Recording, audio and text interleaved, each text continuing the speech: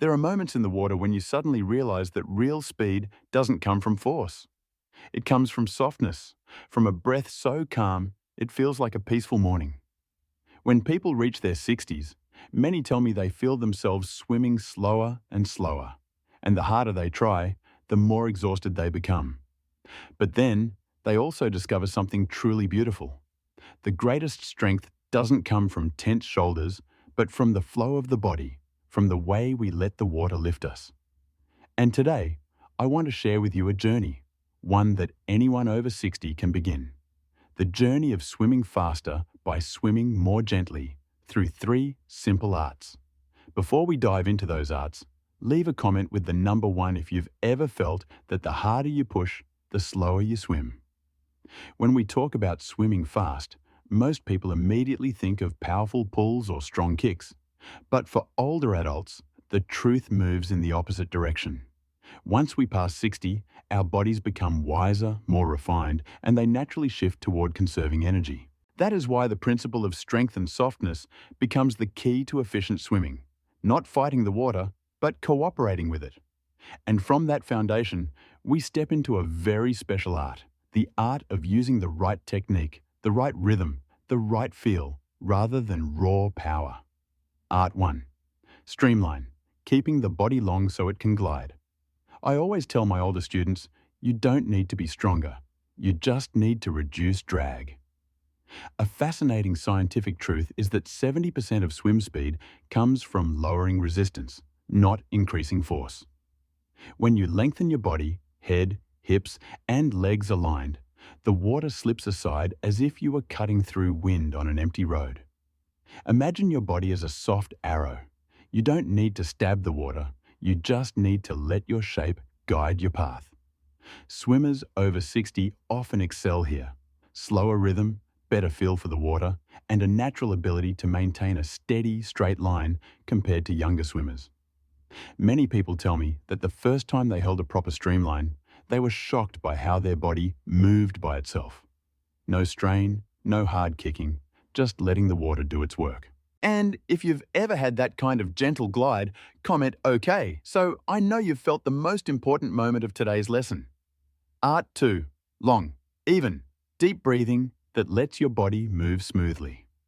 Once streamline feels natural, the next thing you need is breath. Not the rushed breathing of a race, but the deep breath of life. Like those mornings when you open the door and watch the sunrise. Science shows that long, steady breathing slows down the heart rate. That helps your body float better, save more oxygen, and feel less fatigued on longer swims. Think of the 2-1 rhythm. 2 seconds breathing out underwater, 1 gentle inhale as you turn your head. Most of your true power is not in your arm strokes, it's in how you breathe. At 60, your lungs may not have the same volume, but you possess something younger swimmers don't. The ability to maintain calm, steady breathing, like someone who has lived through many seasons. When you breathe correctly, the water no longer feels heavy. It becomes a soft bed holding you up. Art 3. Gentle pull, soft but directed. Push at the end of the stroke. When it comes to the arms, there is a subtle detail most beginners overlook. The most important moment is at the end of the pull, not the beginning. Instead of plunging your hand into the water and trying to yank with force, place your hand as if you're touching a tabletop, light, safe and quiet. All you need is the right placement, then let your shoulder and hips support the motion. As your hand approaches your hip, you can add a bit more pressure, not explosive force, but directed momentum. This is the moment that pushes your body forward, not through strength, but through glide. Older swimmers often excel at this because they are not impatient. They feel the water at their fingertips, sense the line from shoulder to waist, and understand that gentleness always lasts longer than force. A 7-day journey for swimmers. Over 60. Once the 3 techniques begin to merge into your body, all you need is a short journey to make them part of your natural movement. These 7 days are not a challenge. They're an invitation, inviting you to return to the calmness of the water. During the first 2 days, simply relax.